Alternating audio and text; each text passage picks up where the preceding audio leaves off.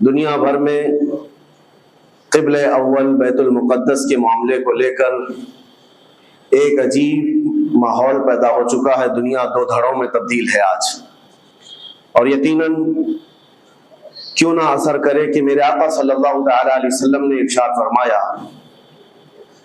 بیت المقدس جس زمین پر آباد ہے، حضور پاک صلی اللہ علیہ وسلم کے فرمان علی شان کا مفہوم ہے سید البقاع، یعنی زمین کا جو سردار علاقہ ہے وہ بیت المقدس کا علاقہ ہے. مسجد اقصی جہاں پر آباد ہے اس کو سید البقاع کہا گیا ہے، اور یہ بھی روایت میں ملتا ہے سید الصخرہ، گنبدوں میں اگر کوئی سردار گنبد ہے تو وہ بیت المقدس کے لیے کہا گیا ہے. اور قرآن نے یہ فرمایا الذی بارکنا حولہ، مسجد اقصی کے متعلق فرماتا ہے رب تعالیٰ کہ وہ مسجد اقصی جس کے ارد گرد ہم نے برکتیں رکھی لنریہ من آیاتنا، تاکہ ہم اپنی نشانیاں انہیں دکھائیں. تو یہ اللہ تبارک و تعالیٰ کی اس مقدس سرزمین جس کو ارض مقدس کہا گیا ہے، نام ہی میں مقدس موجود ہے. اور یہ آج سے نہیں بلکہ روایت میں ہے خانہ کعبہ کی تعمیر کے فوراً بعد حضرت ابراہیم علیہ السلام نے بیت المقدس کی تعمیر فرمائی، اور ہزاروں انبیاء اکرام علیہ السلام کا وہ قبلہ رہا اور وہ ان کی مرکز عبادت بھی رہا. اور ایک نہیں تقریباً 30,000 کے قریب انبیاء اکرام علیہ السلام مسجد اقصی کے ارد گرد دفن ہیں، آرام فرمائیں.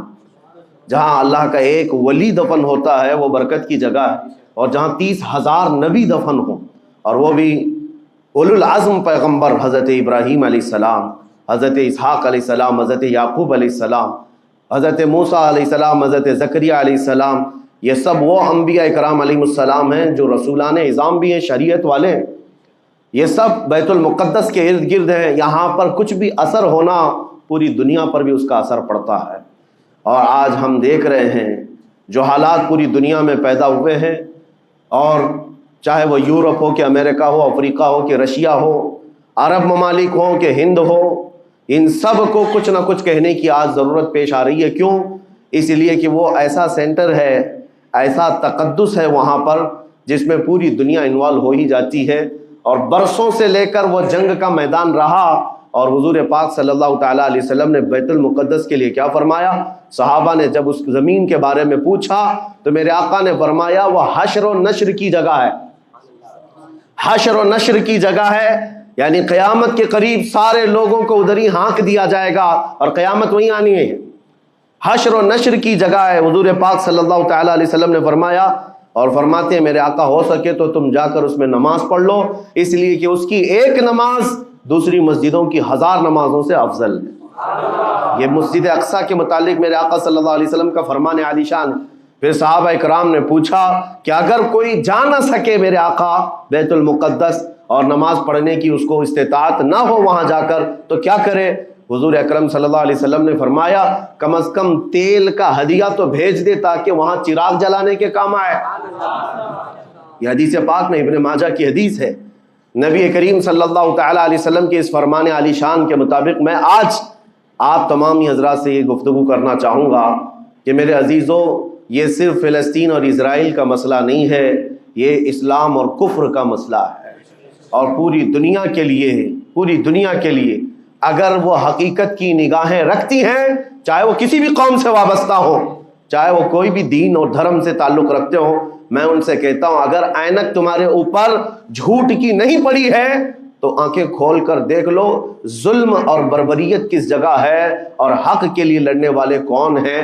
یہ ہر ایک منصف مزاج آدمی بھی آج پہچان سکتا ہے کہ کون نہتہ مارا جا رہا ہے اور کون سپر پاور طاقت پر کھڑے ہو کر اپنے مظلوم ہونے کا دعویٰ کر رہا ہے.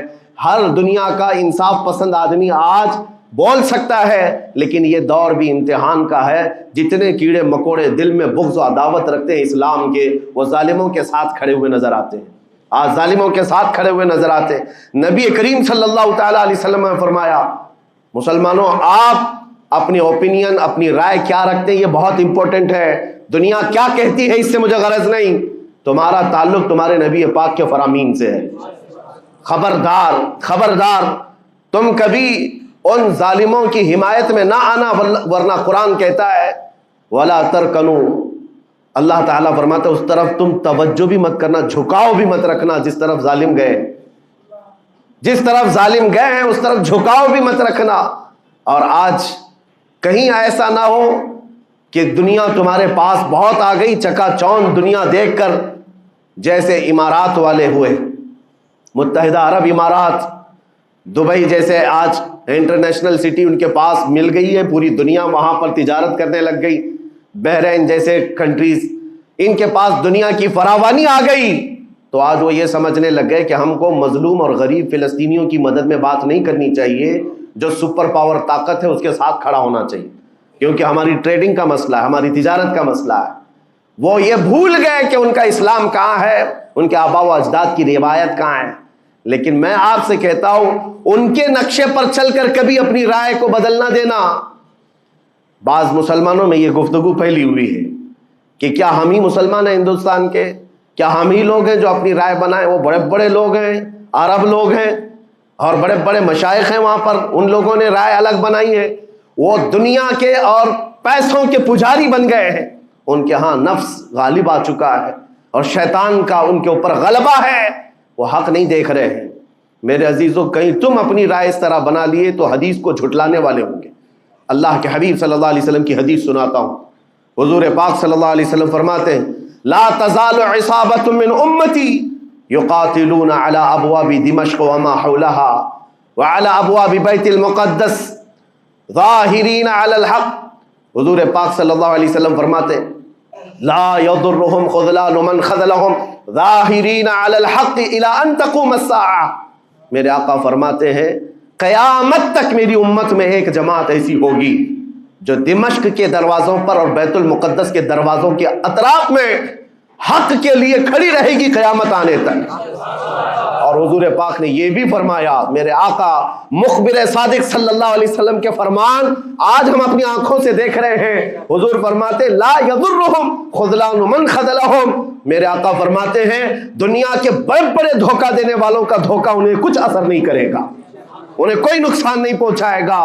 آج بڑے بڑے پیٹروٹ میزائل داغ کر کے اگر وہاں کے علاقوں کو ختم کرنے کا دعویٰ کر رہے ہیں تو مجھے میرے نبی کے فرمان پر یقین ہے یہ کبھی نہیں ہو سکے گا، کبھی نہیں ہو سکے گا۔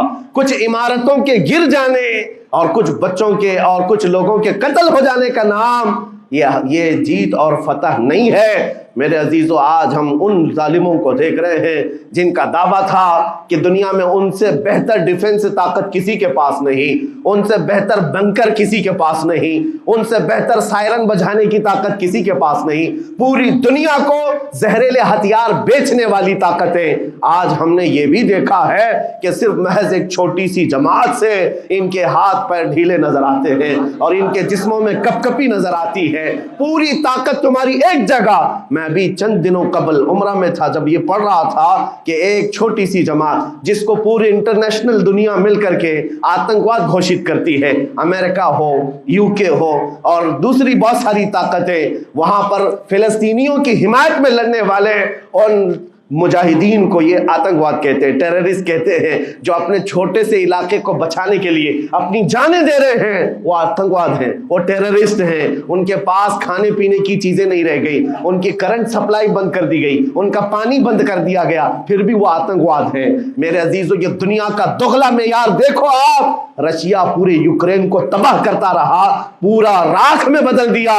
ان ظالم کتوں کی زبان پر کبھی نہیں آیا کہ رشیا آتنکواد ہے یا رشیا ٹیررسٹ ہے۔ یہ میڈیا میں بھونکتے رہے رشیا اور یوکرین کی وار چل رہی ہے، زمین کا مسئلہ ہے۔ ارے ہزاروں لوگوں کو رشیا راکھ میں بدل کر رکھ چکا ہے، کیوں نہیں بولتے اس کے متعلق؟ کیوں نہیں کہتے کہ وہ آتنکواد ہے؟ اس لیے کہ یہ ظالم دجالی میڈیا جتنے ہیں انہیں پتا ہے ان کے باپ داداؤں سے بڑی طاقت اس کے پاس موجود ہے۔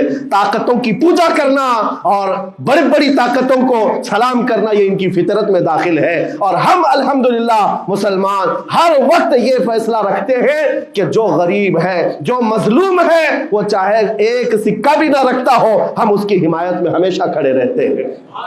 یہ اسلام کی خاصیت ہے۔ ہم طاقت و قوت اور تخت کو دیکھ کر کسی کی حمایت میں نہیں کھڑے ہوتے، بلکہ حق و باطل کو دیکھ کر اگر مظلوم چھوٹی سی جگہ پر بھی ہے تو ہم اس کے ساتھ کھڑے ہیں۔ اسلام میں ہو یا نہ ہو، اگر وہ مظلوم ہے تو اس کی آواز ہم اٹھاتے ہیں۔ عزیزان گرامی وقار، جس کو اپنی طاقتوں پر خوب بھروسہ تھا، میں ایک بات عرض کرتا ہوں، مسلمانوں آج جاگنے کی ضرورت ہے، بیداری کی ضرورت ہے۔ تمہارے دماغوں پر یہ پٹی ڈالی گئی ہے اور یہ بٹھایا گیا ہے، ان کے پاس بہت بڑی بڑی طاقتیں، تمہارے ادھر ادھر کرنے سے کچھ نہیں ہوتا، تمہاری آواز اٹھانے سے کچھ نہیں ہوتا۔ رب تبارک و تعالیٰ نے تمہیں یہ ظاہر کر دیا کہ میں ابھی پڑھ رہا تھا اس چھوٹے سی علاقے میں، غزہ پٹی میں، بڑی بڑی دنیا کی 4 تنظیمیں، خفیہ خبر رساں ایجنسیاں موجود ہیں جو ان کی خفیہ خبریں ہر وقت پہنچاتی ہیں۔ وہ اسرائیل کی بھی ہے، امریکہ کی بھی ہے، اور سعودی عرب کی بھی ہے، اور ایجپٹ کی بھی ہے۔ 4 بڑی بڑی کنٹریز کی خفیہ ایجنسیاں کام کر رہی ہیں، اور سب کی سب خفیہ خبر رساں ایجنسیاں فیل ہو گئی، ناکام ہو گئی۔ اس کے باوجود اسرائیل کے درندوں کو یہ وحشتناک چیز دیکھنی پڑی۔ دنیا آج اس میں حیرت میں ہے کہ ایسا کیسے ہو گیا، ایسا کیسے فیل ہو گیا، یہ سسٹم کیسے کام نہیں کر سکا، ہمیں پہلے سے اطلاع کیسے نہیں ملی۔ میں قرآن پڑھ کر کے بتاتا ہوں، میرا رب فرماتا ہے وَمَكَرُوا وَمَكَرَ اللَّهُ وَاللَّهُ خَيْرُ الْمَاكِرِينَ۔ کافر منصوبہ بناتے ہیں اور اللہ خفیہ تدبیر کرتا ہے، اور اللہ کی خفیہ تدبیر غالب آتی ہے۔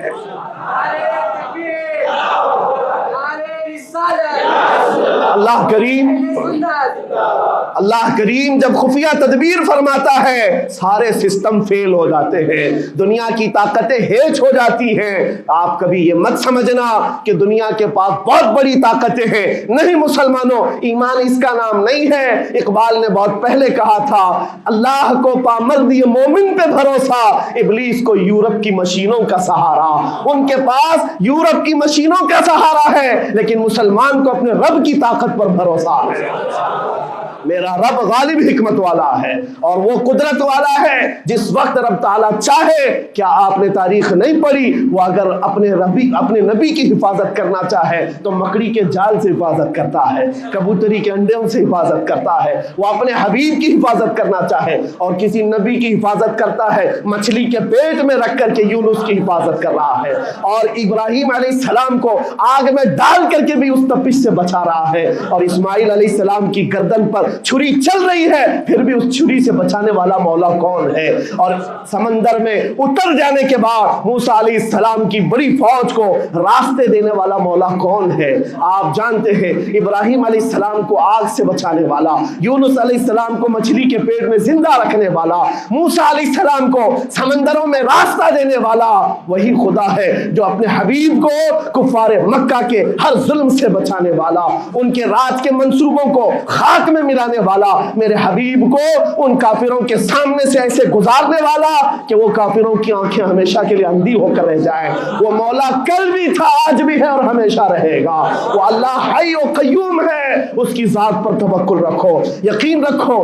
آج دنیا کے ان حالات کو دیکھ کر مسلمانوں کا ایمان اور مضبوط ہو جائے، اور مضبوط ہو جائے۔ آپ یہ سوچتے ہوں گے ہمیں کیا کرنا چاہیے، ہم یہاں بیٹھ کر کیا کریں؟ میں تو اس بات کو کہوں گا، آپ واٹس ایپ جہاد میں مصروف نہ رہیں، ادھر کی ادھر چیزیں شیئر کرتے ہوئے گھر میں بیٹھ کر کے رات بھر اپنی مرغن غذاؤں میں اور بستروں پر سوتے رہے نہیں۔ اگر تمہارا دل روتا ہے کسی ایک بچے کی آہ پر، تم پہنچ تو نہیں سکتے، لیکن کسی غریب کی ایک درد پر تمہارا دل روتا ہے، اللہ کی بارگاہ میں وہ بھی لکھا جاتا ہے، وہ بھی لکھا جاتا ہے، اور تم کو ان کے شریکوں میں شمار کیا جاتا ہے۔ تم اگر رقت کے ساتھ بیٹھ کر کے دعا کرتے ہو، سوچو آج آپ اپنے گھر میں ہیں، تمہارا بیٹا نکلا، جوان بیٹا نکلا، اس کی خبر آئی کہ اچانک اس کی لاش کہیں تڑپتی بھی نظر آئی، جیسے خبر سنو گے تمہارا کھانا پینا حرام ہو جاتا ہے، تمہارے گھر بار کا چین و سکون غارت ہو جاتا ہے۔ کیا ہوتا ہے جب اپنا ایک جوان بیٹا کہیں کسی حادثے میں انتقال ہونے کی خبر بھی آ جائے، بے چینی اور گھر میں کوہرام مچ جاتا ہے۔ یہ چیز کیوں ہوتی ہے؟ کیونکہ تمہارا تعلق ہے، جسمانی بھی روحانی بھی تعلق ہے اپنے بیٹے سے۔ اور میرے آقا نے فرمایا مثل المؤمن کمثل جسد اذا اشتكى عضو تداعى له سائر الجسد بالسهر والحمى۔ میرے آقا فرماتے ہیں پورے مومن جتنے بھی دنیا میں ہیں سارے مومنین ایک جسم کی طرح، میرے آقا فرماتے ہیں ایک جسم کی طرح ہیں۔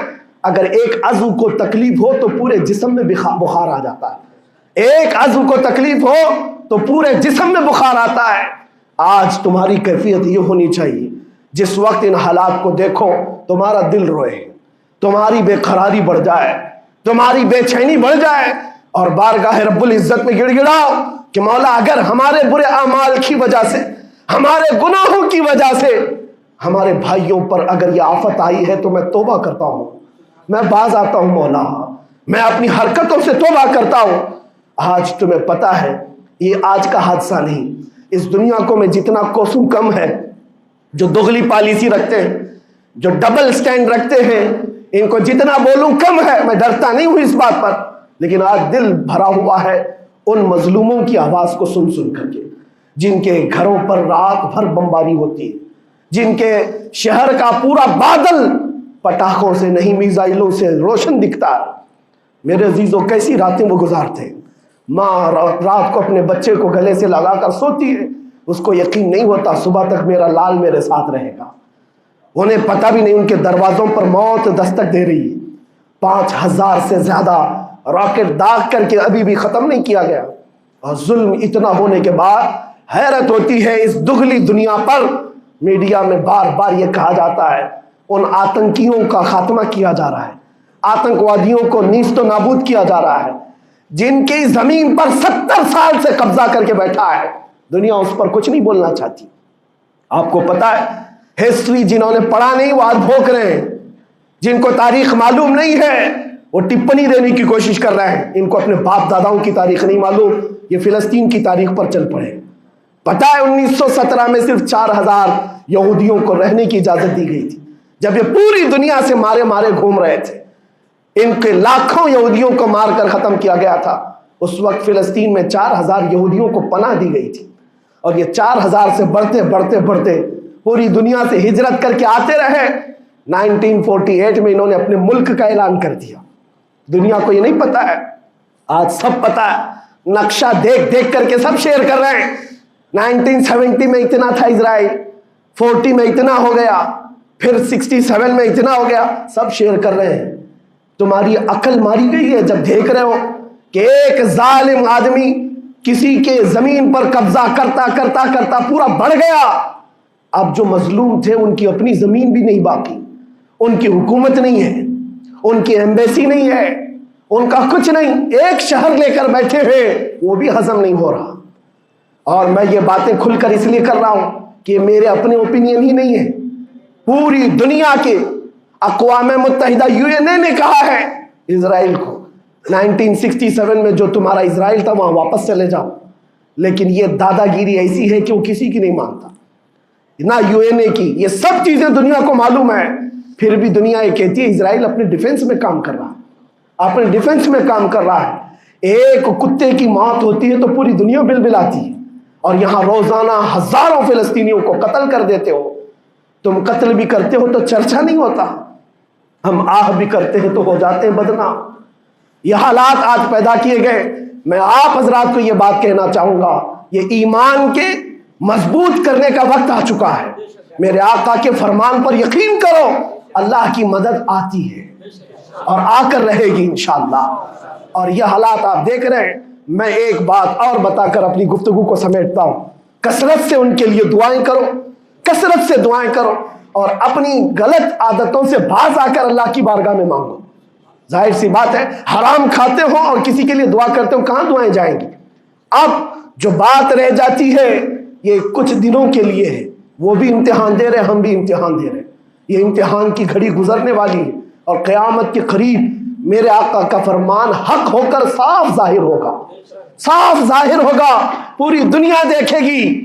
بعض روایات میں ہے کہ حضرت سلیمان علیہ السلام کی روایتیں بھی بیان کی گئی، کیا آپ نے فرمایا کہ یہودیوں کی ایک ریاست قائم ہوگی، اور صرف 50 سال کے بعد ان کی ریاست کے قائم ہو کر 50 سال کے بعد قیامت کی بڑی نشانیاں سامنے آ جائیں گی۔ اب وہ حالات آ گئے، چند سالوں کی بات ہے، جتنا خون بہایا تھا وہ خون ختم ہوگا، اور خون شہیدہ سے صبح بہارا آئے گی، اور ایک دن پوری دنیا دیکھے گی جب بیت المقدس پر اللہ اکبر کی صدائیں گونج رہی ہوں گی، اور امام مہدی کا ظہور ہوگا۔ امام مہدی آئیں گے اور پوری دنیا میں صرف اور صرف اسلامی پرچم لہرائے گا انشاءاللہ العزیز۔ میرے آقا صلی اللہ علیہ وسلم فرماتے قیامت کے قریب تم دیکھو گے ہر چیز یہودیوں کے خلاف ہوگی، حتیٰ کہ پتھر بھی تمہیں کہیں گے یہودی یہاں چھپا ہوا ہے، پتھر بھی کہیں گے۔ اور حضور نے فرمایا تو یہ ہو کر رہے گا، ہو کر رہے گا۔ اس لیے ان کی طاقتوں پر نہ جاؤ، ان کی قوتوں پر نہ جاؤ۔ آج جب ایک چھوٹی سی جماعت نے تمہارے ڈیفنس سسٹم کو للکار کر رکھ دیا ہے، وہ وقت بھی آئے گا جب خدائے جلال و جبروت والے مالک خدا کو، اللہ کریم کو جب یہ دکھانا ہوگا کہ اللہ تعالیٰ ایمان والوں کی کیسی مدد کرتا ہے، تو وہ دن بھی دیکھو گے جب کیڑے مکوڑے اور حشرات کی طرح ظالم حکومتیں فنا ہو جائیں گی۔ انشاءاللہ وہ وقت آئے گا، لیکن آپ تمامی حضرات اپنے دلوں میں رقت طاری کریں، اپنے دلوں میں ان غریبوں کے لیے، ان مظلوموں کے لیے دنیا کیا بھوگتی ہے اس کی طرف نہ جاؤ۔ کون کیا کہتا ہے، ان ظالموں کو ان کے ساتھ کھڑے ہونے میں شرم نہیں آتی؟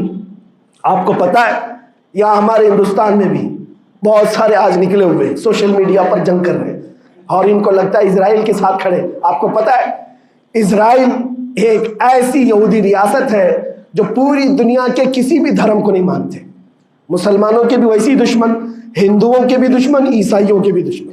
ان کو پتہ ہی نہیں ہے، ان کو لگتا ہے وہ ہمارا ساتھی ہے، مسلمانوں کو مار رہا ہے تو ہمارا ساتھی، جبکہ وہ صاف انکار کرتے ہیں کہ بتوں کی پوجا کرنے والوں سے ہمارا کوئی رشتہ ہی نہیں۔